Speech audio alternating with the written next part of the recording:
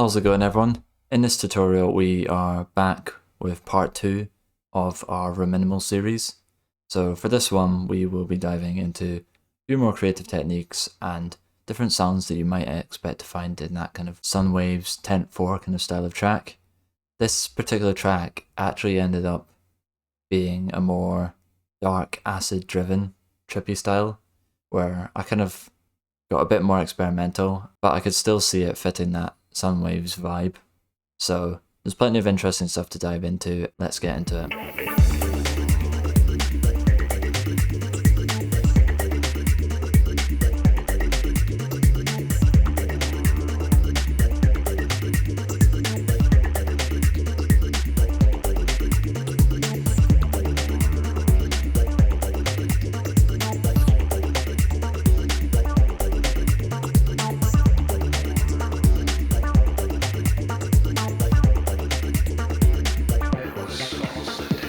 Up first, we have the vocals. With the vocals, we have three kind of subgroups.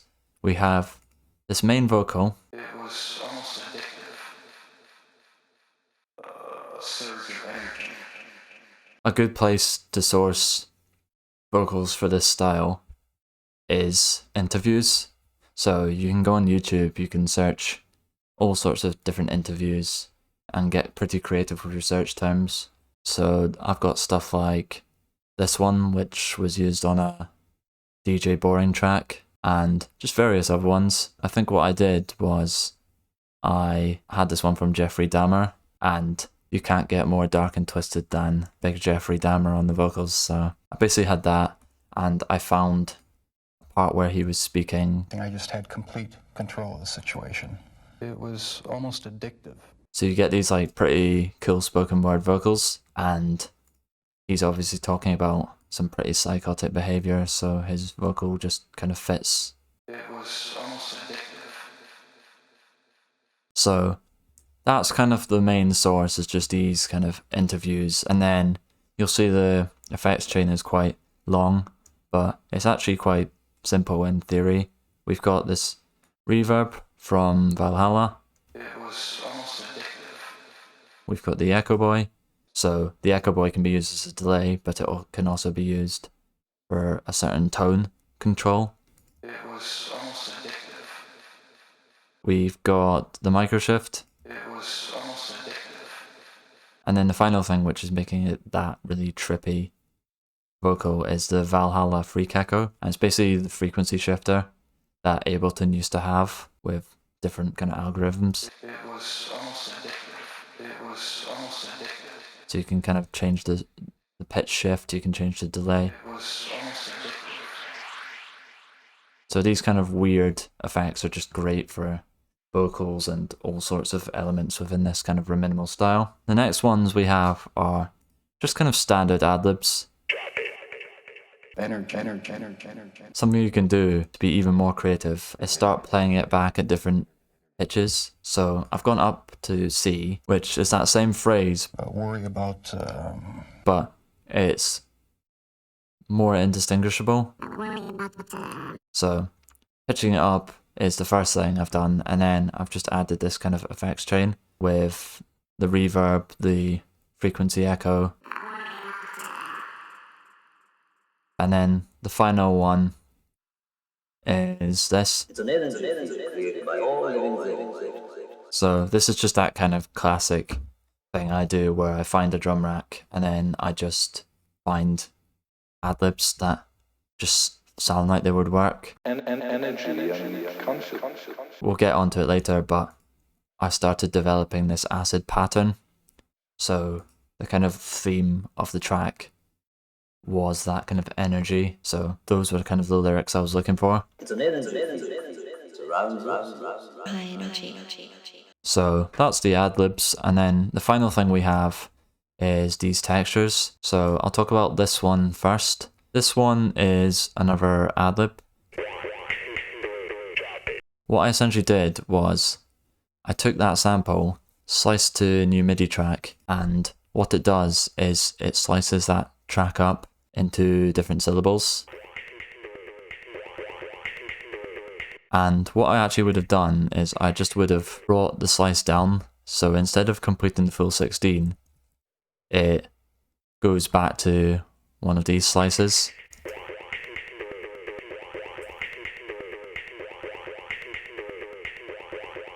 So it's basically just counting up to 3 and going back on itself.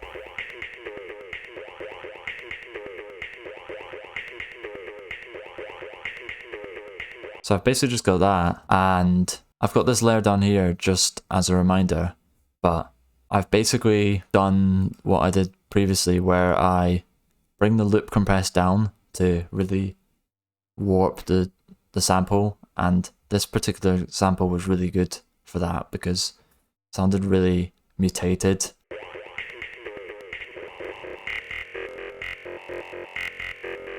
Basically created a drum texture out of a vocal. The final texture was kind of a happy accident, so I started with this. I think I was just looking through presets in Omnisphere, came across this one, so basically started with that, and because I wanted this kind of vocal texture, I kind of have two options. I can either play in a pattern myself, or I could rely on like sequencers, arpeggiators to kind of give me a bit more inspiration. So what I've done is I've used the inbuilt arpeggiator in Omnisphere, which by default is this, but I've actually gone one further and I've just been scrolling through these.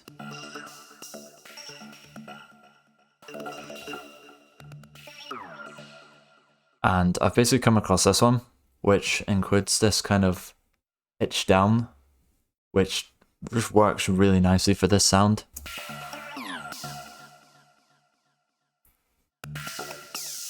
So what I've essentially done is I've resampled it, and it sounded different on a few occasions.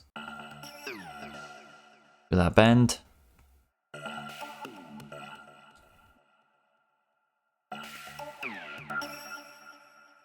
You see it kind of glitched out there, so I chopped it.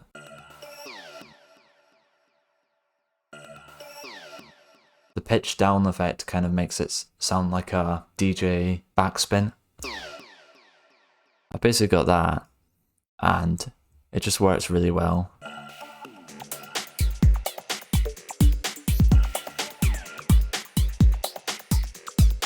So that is going to conclude the vocals. The next up we of course have the drums. For this track the vibe's a bit different because it's not that standard 4/4. For this one we've kind of gone for that breakbeat type vibe. So if I go to the pattern,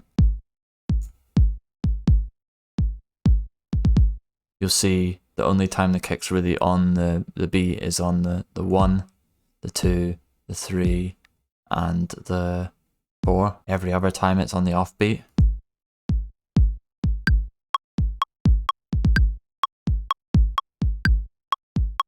So it's just kind of constantly moving. The doubles help to keep things interesting, and obviously you've got different kind of like velocity changes there. So there's not really more to the kick than that. Then we move on to the breaks. So we're changing the order up a bit, and we're starting with the actual loop.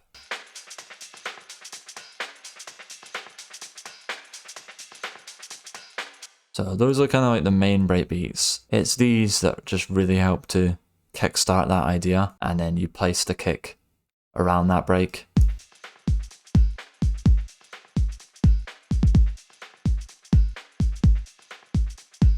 I know people will ask where you find these breaks. I can't really say what the best sources are, but you can get loads of these online. Try Jungle Jungle, maybe try 0G, and just search like breakbeats and see what you can get. Basically got those breaks. I've got this one which I've used as a snare build.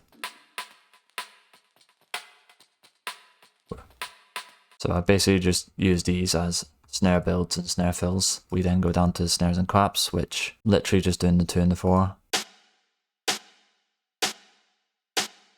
Here you'll see I've done things a bit differently. So for both snare layers, I've utilized snares from breakbeats. So I basically just found these breaks and listened out for certain snares.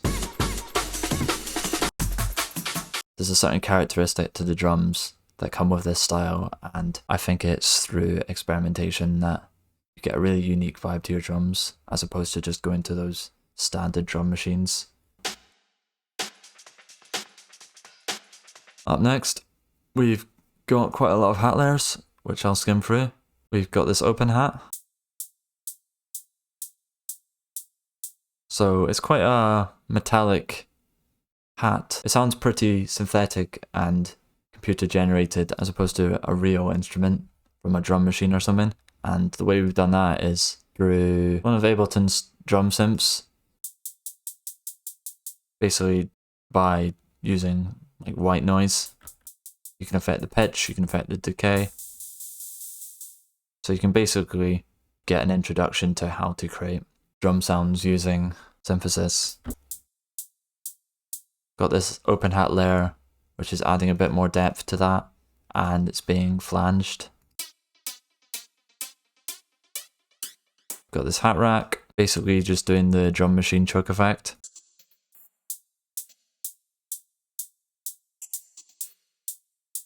Just a nice rhythmic pattern, just kind of filling those gaps.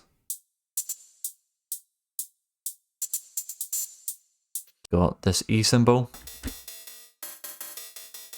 If you basically search through Atmosphere or other plugins for like drums, you can find these categories.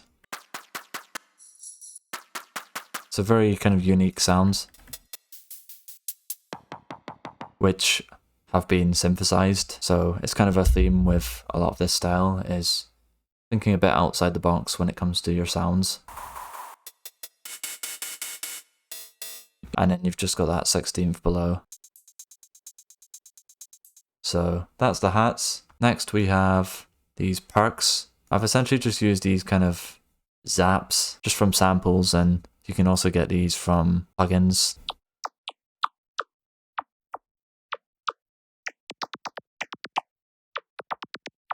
Got this 727. I think it's just like congas and bongos and shakers. Just different kind of percussion types. And what do I have for this? In this case, I've used that kind of synth percussion that I was talking about. Noise perk. There's just so many examples that are just perfect for this. They just give you something a bit different in terms of the character of the sound that classic drum machine samples don't really give you.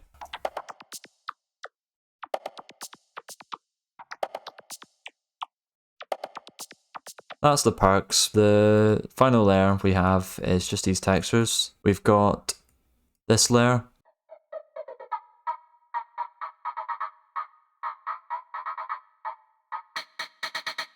You've already got that really unique tone to the snare, and then we've basically just got a bunch of different effects that kind of turn it into something a bit different. So we've got this flanger, which is moving. And then we've got this auto filter, which is basically using a bandpass, but it's controlled by an LFO, which is, it's on this random setting. It's moving very slowly.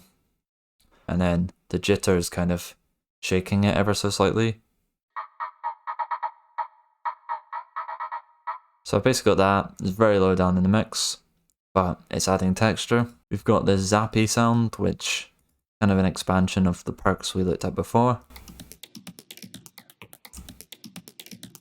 And then, like I was saying above with the vocal texture, I basically did that slice new MIDI track.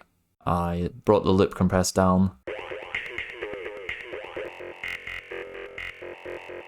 So it's literally a vocal, and I've created a texture group with that in it. So got that, and then the final thing is just those kind of synthy arps and textures that I've talked about God knows how many times. Basically doing the exact same thing as that mod texture with a different sound. that is essentially going to conclude all the drums. Up next we have the bass. The first one we have is that kind of single note texture bass, which I talked about in the bass fundamentals tutorial. So I think the example I showed was this like acid Moog hit, and I've basically just used just these really nice patches where all you really need to do is play single notes, and you can kind of treat them in terms of placement the same as the SFX. So we've got that texture bass, and then we've just got this sub.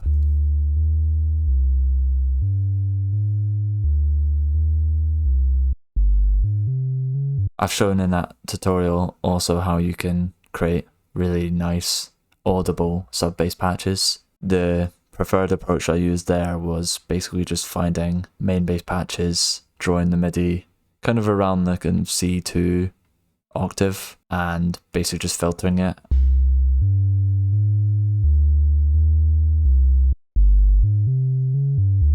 There's loads of like really nice techniques that you can take inspiration from this pattern alone. Chromaticism between notes. You've got these, you've got these, you've got these, which just helps to add to that dark vibe.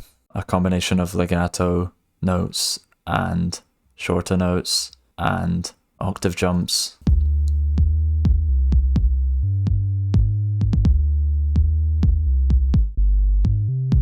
So we've got the texture bass, we've got the sub bass, and then I've got these acid patterns. This pattern was created using an acid generator. Some of the patterns these come up with, I'm never going to come up with myself, so might as well use the tools for some inspiration. I've basically taken a patch from that kind of Reactor. I've used this bass instrument within Reactor called Monarch, which is quite good. And I basically just automated different parameters. We've got the cutoff, we've got the decay of the sound so it gets shorter. We've got the reverb send, and we've got the delays. So essentially, we've got the cutoff, reverb, and delay all rising up, and we've got the decay shortening. I think the decay makes all the difference here. The final bass we have is this kind of funky acid one.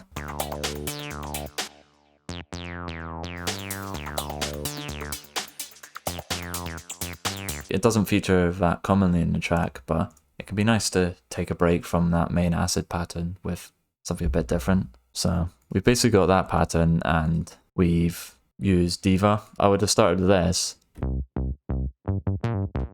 which is already a nice patch, but I think I just played around the cutoff, currently emphasis, envelope up, and you have a nice acid patch. And it's as easy as that when it comes to sound design. So that basically concludes the basses for this track. Moving on to synths, we have a few leads. So the first lead we have is this sound. So this is literally the same patch as I showed for that kind of vocal sample I showed above, which I've just resampled and processed differently. We've used that kind of chromatic trick again. Just helps to add this kind of drive to the track. You'll see here is another example of like creative automation. I don't think there was particularly any kind of thought process behind it. A lot of it's just random drawing in lines, a lot of copying and pasting. So you'll see here I've automated 2 delays, 1 reverb, and then you've just got the classic filter up. If I just play without the filter again, we've got what I referred to as like natural instruments. With Rominimal, I feel like the inspiration can go a bit wider to all sorts of world music.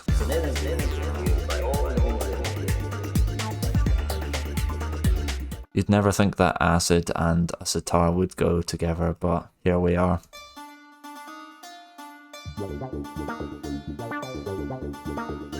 So I basically just got that kind of secondary melody, just doing something a bit different to the main melody, which is normally the one on top. So that is essentially the leads. Next up we have these chords. I think I just opted for the kind of single note stab here.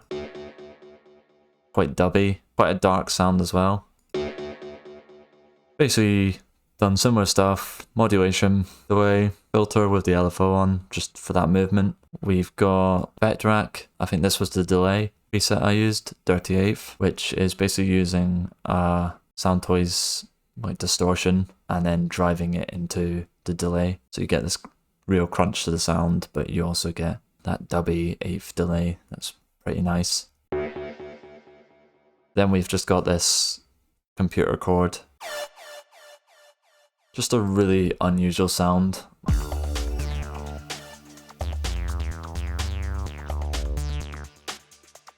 Not too much with processing.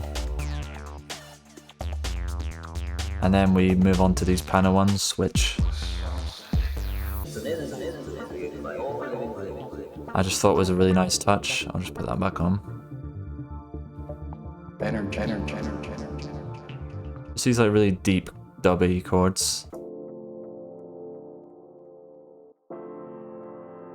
The final section is kind of a bunch of standard stuff. There's pads. Normally you kind of keep the MIDI for the pads quite simple with chords, but this is quite interesting because it's almost acting like a lead, this particular pad. So I've got that pad, got this vocal pad. So basically just a bunch of pads just for atmosphere. And then the last thing I have is these ARPs. Basically just taking the first 5 notes of the scale and we're basically just doing 16th ARP sequences.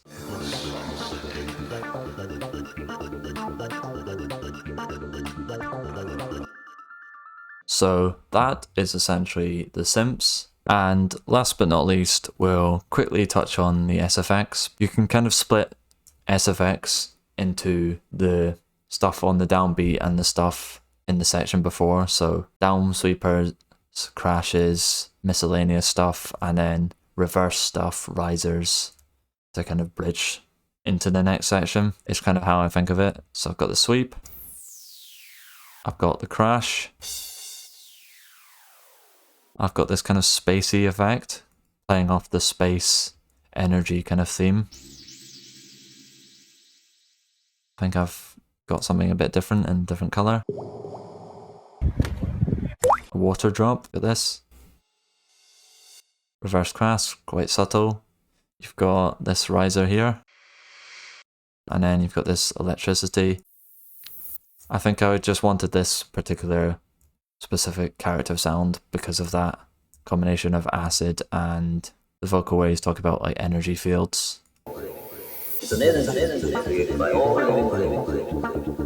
So that is essentially going to be the SFX, and that is also going to conclude this project.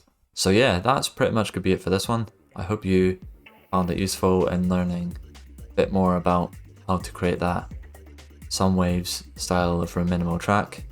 As a reminder, if you want the project, I'll be leaving that down in the description. If I can ask a massive favour of you, if you got this far, and if you can like the video, subscribe for more, and if there's any questions you have or any requests, then feel free to fire them below and get back to you. See you in the next one.